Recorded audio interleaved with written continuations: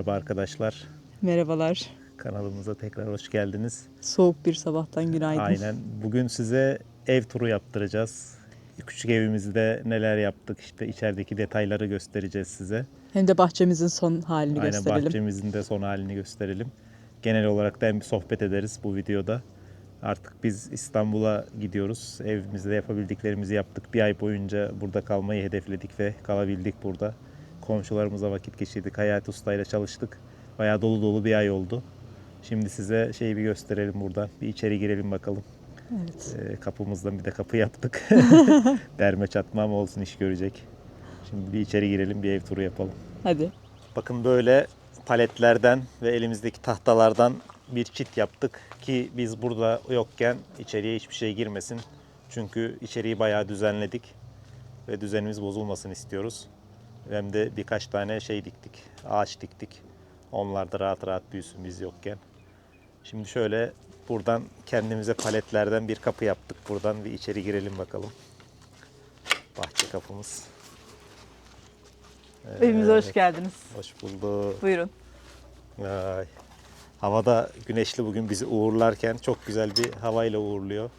Kuş sesleri cıvıl cıvıl, bakın. Böyle zeytinliklerin arasında. Şu kısım yeni takipçiler için evimizin taş kısmı, taş ev olan eski kısım. 2 tane odamız var zaten, burada ve şurada. Bu odalar şu anda kullanılamaz durumda. Ama drenajını yaptık. İşte çatıdan su almasın bacadan diye birkaç tane işlem yaptık. Yeni takipçiler için söylüyorum yine. Yeni izleyenler için. Şu kısmı yeni yaptık. Sıfırdan. Endüstriyel malzemelerle yapıldı. Taş değil burası. Ama eskiden yine böyle bir eklenti vardı burada. Onun yerine buraya yenisini yapmış olduk. Şimdi size bu yeni yaptığımız evi hem özelliklerini gösterelim, hani bilmeyenler için. Takipçilerimizden de kaçıranlar olduysa eğer yaptıklarımızdan, onları da bir şey yapalım. Genel bir durumunu gösterelim size. Evet, Şimdi, parça parça göstermiştik ama şimdi bir genel tur yapalım. aynen, evimize bir girelim. Bu kapıda işte böyle şeyimiz var. Tahta, masa ve sandalyemiz var. Bunlar da böyle kahvaltımızı yapıyoruz. Burada keyif yapıyoruz. Şimdi içeri girelim bakalım. Buyurun. Küçük evimize hoş geldiniz. Hoş bulduk. İçeriye girelim. Evet. Zaten tek göz oda bir şeyimiz, tuvaletimiz var hani ayrı. Evet. Duş içinde perde yapmıştık. Şimdi şöyle en şeyden başlayalım. Burası mutfağımız. Evet, buzdolabı. Şu hiç planda yoktu mutfak. Aslında biz kamp mutfağımızı kullanırız diye planlıyorduk. Ama böyle bir tezgaha ihtiyacımız varmış yani mutfağa. Aynen, buraya Musluk girince yapmamız falan hepsi işte böyle. ev şeyi olunca konforu, sürekli bir şeyler istiyorsun. O da olsun, Evet. bu da olsun. Şimdi mesela şuraya buzdolabımızı koyduk. Bununla idare ederiz dedik. Bir baktık burada bu kadar bir boşluk kaldı. Ölçtük 120 santim. Bir araştırdık, bir baktık 120 santimlik mutfaklar var hazır. Bizim için üretmişler. Evet. Şu mutfağı hazır aldık ve kendimiz monte ettik. Videosu var. Onu izleyebilirsiniz.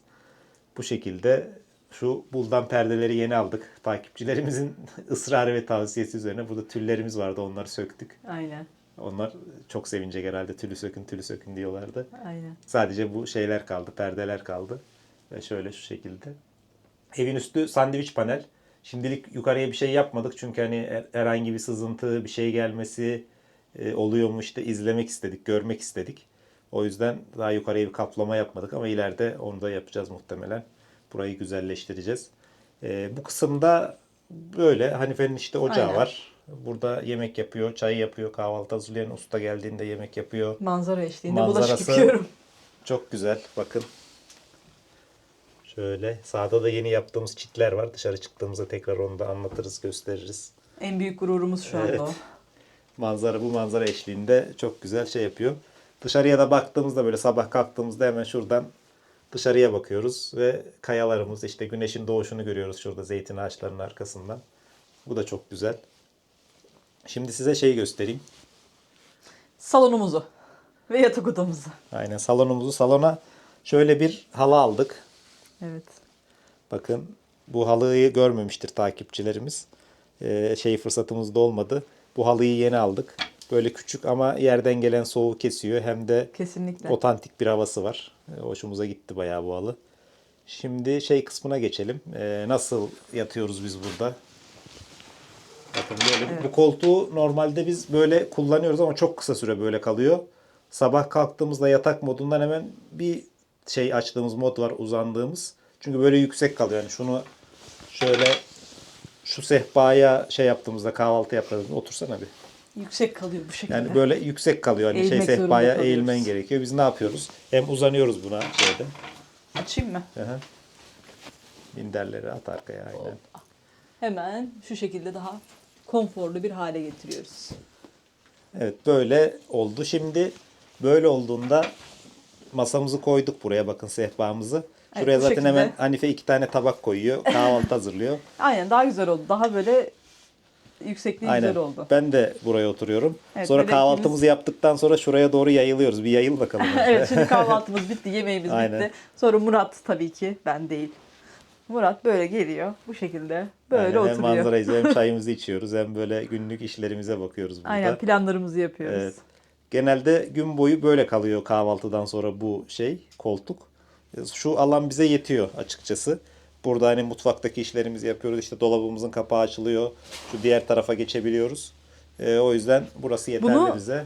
Kapıdan geçişi kolaylaştırmak için bu tarafa daha biraz daha çekebiliyoruz tabii. Evet, biz bunu. azıcık daha pay var. Zaten Aynen. çok hafif olduğu için hemen oynatabiliyoruz. Tek kişi bile Evet. şey yapabiliyor. Şimdi tekrar katla, alanımız yine genişlesin. Sonra bunu yatak halinde ne yapacaksın? Daha da uzatıp arkaya yatırıyoruz yani. Bunu göstermiştik zaten daha önceden. Başka videodan gösteririm onu. Aynen. Bu tamamen yatak oluyor yani, bu bizim şeyimiz. Dışarıda işimiz olacaksa, artık evde oturmayacaksak tekrar bu hale alıp alanımızı daha da Evet, bu şekilde genişletiyoruz. genişletiyoruz. Şimdi şöyle geçelim bu tarafa doğru. Burası Banyomuza banyo geçelim. kısmı aynen. Bu kısımda duş alıyoruz. Evet, duş kısmımız burası. Buraya duşakabin yaptırmayı planlıyorduk ama çok o şey olmadı. Çünkü hem cam olması hem de burada sürekli elimizin altında bir şeyler sağa çarpıyor, sola çarpıyor. Hatta bazen buraya bir şeyleri koyuyoruz geçici olarak. Sonra alıyoruz. Hani duş olarak kullanmaya devam ediyoruz. Evet. O yüzden burası bizim için hani geçici bir kullanım alanı oldu. Perde olması güzel oldu. Mesela hava yağışlı olduğunda çamaşırı buraya asabiliyorum ben. Evet, Burayı orada kullanabiliyorum bekletiyoruz şu anda. aynen geçici olarak telle birlikte. Aynen. Şimdi çek bakalım bir duş perdesini. Bakın, duş perdesini de böyle çektiğimizde burada duşumuzu alıyoruz ve hemen şey yapıyor, kuruyor şeyden de, fanla kurutuyoruz. Onu da göstereceğim size. Bir ısınma sistemimiz var burada. Açabilirsin tekrar. Duşu bitirdim. Aynen. Duş şekilde kısmımız böyle alanımız güzel büyüyor. şey yapıyor, işimizi görüyor bizim. Burada Burası- küçük şeyimiz var, banyo dolabımız. Şu küçük lavabo ve küçük şey bize yetiyor, banyo Evet. dolabı. Burada termosifonumuz yoktu. Şu termosifonu aldık buraya, yerini buraya bırakmıştık.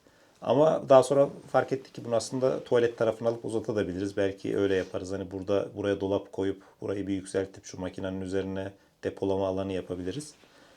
Burada şeyimiz var işte. Bulaşık makinamız var, çamaşır makinamız. Ondan sonra banyo kısmı burada bitiyor. Şuraya da bir tane dolap aldık, boy dolabı. Bu boy dolabına her türlü şeyimizi koyuyoruz. Böyle eşyalarımızı, giyeceklerimizi vesaire. Şu altta da kirli dolabı var. Aynen, Onu da hafif burası aç. kirli sepeti. Ha, kirli sepeti şurası da. Oraya da kirli eşyalarımızı koyuyoruz. Burada şöyle bir askılığımız var. Hem de depolama alanı. Şu şey gördüğünüz kısımda boşluklar, ocaklık. Yan evin ocaklığı burası. Yan evin ocaklığını yıkmak istemedik. Çok güzel taş işçiliği var ve o oda yapıldığında oranın da böyle bir ocaklık şöminesi olacak. Orada odun yakılabilecek. Şöyle bir şey aldık işte, askılık, depolama. Bu bütün hemen hemen her şeyimizi şey yapıyor bizim, depoluyor. Şarjlarımızı, telefonlarımızı, her şeyimizi koyuyoruz oraya. Aynen, çok güzel. Hani çok fonksiyonel bir şeymiş. Bunu iyi ki almışız, iyi ki almışız dediklerimizde. Ne iyi ki almamışız dediğimiz hiçbir şey yok aslında burada. Evet. Şimdi tuvalet kısmı var. Tuvalet kısmında şöyle bir gaz beton örmüştük biz. Yine Hayati Usta ördü. Şeylerde görmüşsünüzdür diğer videolarda da. Ördüğümüz eski videoları izleyenler. Bakın şimdi buraya da sonra sürgülü bir kapı yaptık. Aynen. Bu kapının ben bu kadar güzel duracağını hiç tahmin etmiyordum ama Evet, dümdüz durdu değil mi? Şey evet, olmazdı bu yani şekilde. biz güzel şey yapmışız. Yani ölçü almışız. Aynen. Tam şey yapıyor böyle. Lavabomuz da bu şekilde. Tuvalet kısmı da böyle. Burada da yine boş alanlarımız var. Burayı da depolama için kullanacağız. Buraya işte dolap alabiliriz diyoruz belki. Şuraya böyle diklemesine bir dolap. Ondan sonra işte elektrik çıkışları vesaire var burada. Burayı da biraz daha adam edeceğiz. Ama şimdilik burası da işimizi görüyor. Evet. Ve burayı da iyi ki yaptırmışız yani. Aynen. Hani bu alanı komple mi kapatsak, yarım mı kapatsak, bir sürü değişiklikler yaptık ama en sonunda parça parça içinde otura otura aslında öyle geliştirdik. Hani bir anda bu planı önceden çizip Aynen. de bu şekilde olsun demedik aslında. İhtiyaçlarımız Evet. ne varsa o doğrultuda bütün Zaten hep eşyalarımızı aldık. ihtiyaca göre yapma taraftarıyım ben. Evet. Bu ev turu, içerideki şeylerimiz böyle. İşte bakın şu yukarıdaki lambamız var. Tavana astığımız, göstermediğimiz. Başka şeyi göstereyim size. Nasıl ısınıyoruz biz burada? En Ve gece önemlisi. işte soğuk oluyor mu, nasıl oluyor? Gece burası şeye kadar düştü. Hani çok soğuk olduğunda -4'lere kadar falan düştü. Ama genelde 0 derece ile 5 derece arasında gidiyor kış şeyinde.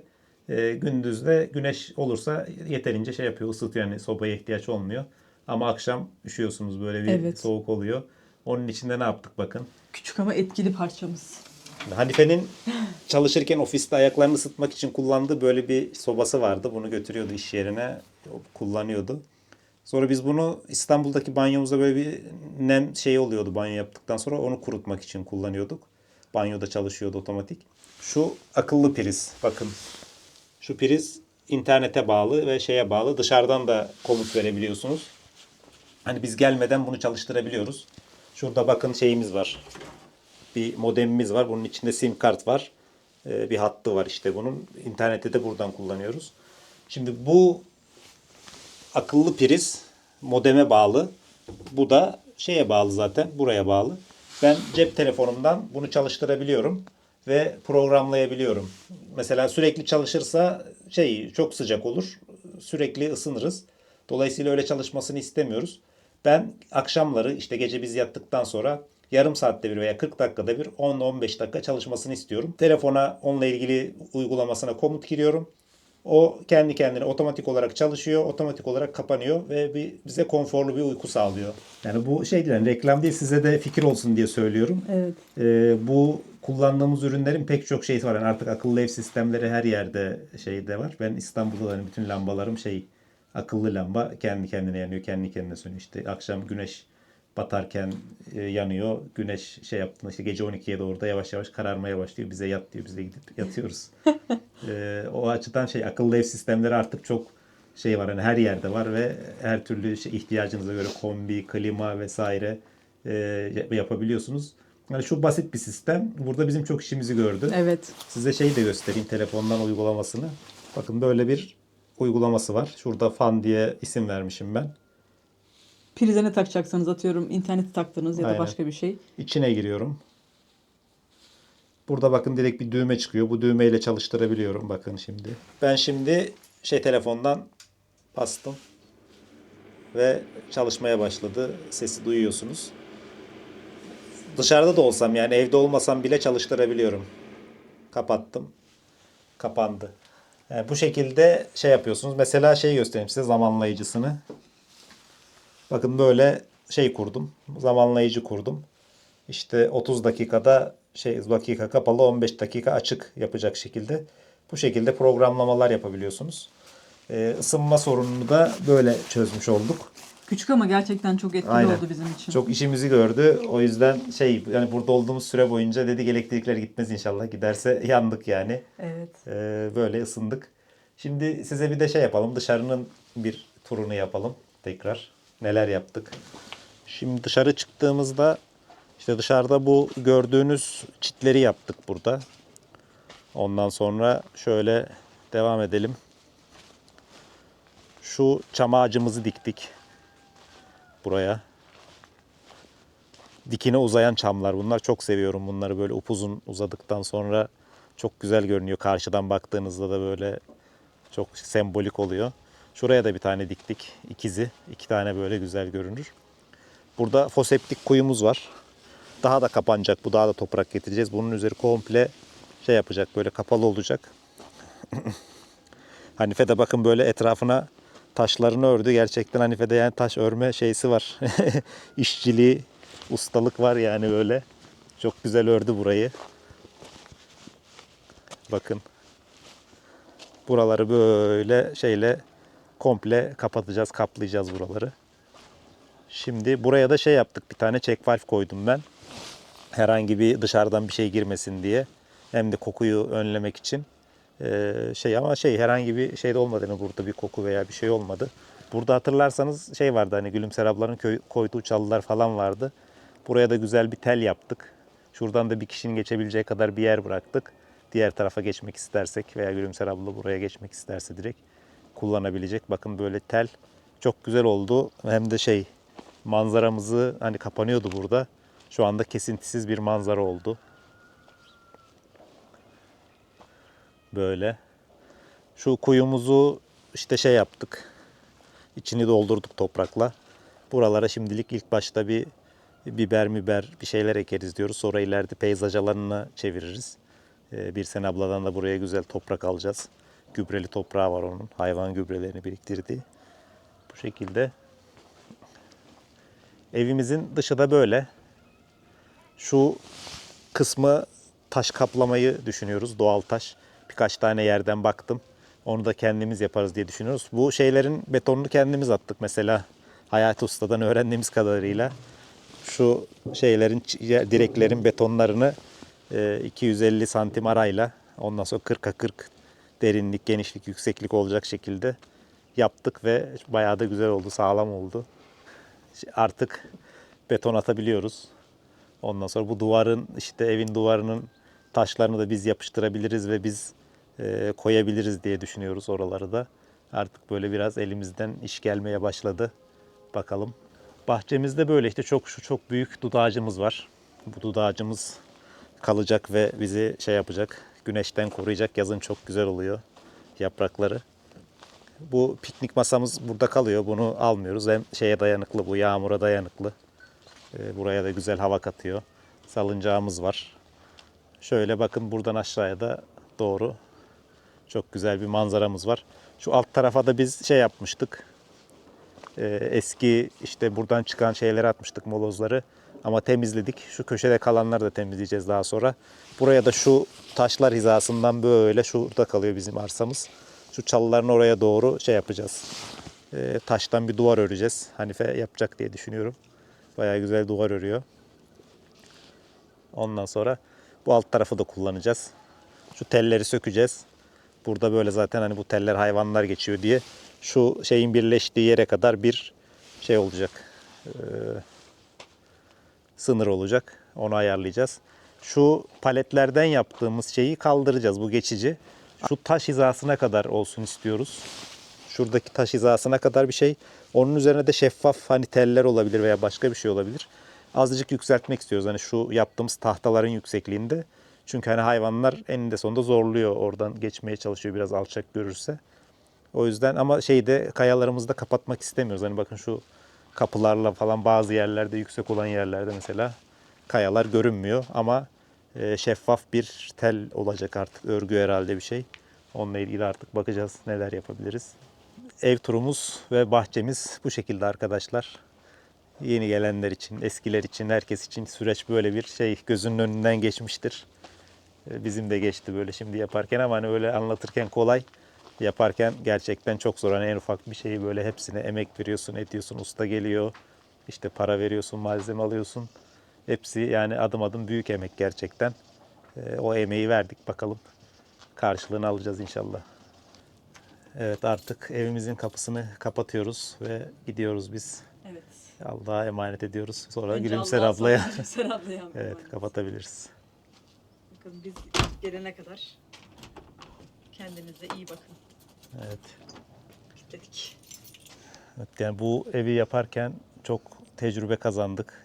Şu anda tekrar yapsak bayağı tecrübeli oluruz. Şu sol tarafı yaparken de o tecrübelerimizden yararlanacağız. Orada da yine tecrübe kazanacağız. Evet. Sizin sayenizde, siz de böyle sürekli şöyle yapın, böyle edin dediniz. Olumlu, olumsuz yorum yapanlar, herkes bir sürü oldu ama güzel oldu. Biz de bir sürü bilgi sahibi olduk. Size de çok teşekkür ediyoruz. Bizi bu yolculukta yalnız bırakmadığınız için. Teşekkür ederiz. Evet, biz artık İstanbul'a gidiyoruz. Sonraki köy videolarında görüşürüz. Köy videoları haricinde attığımız videolarda da lütfen destekleyin bizi. Görüşmek üzere. Görüşmek üzere.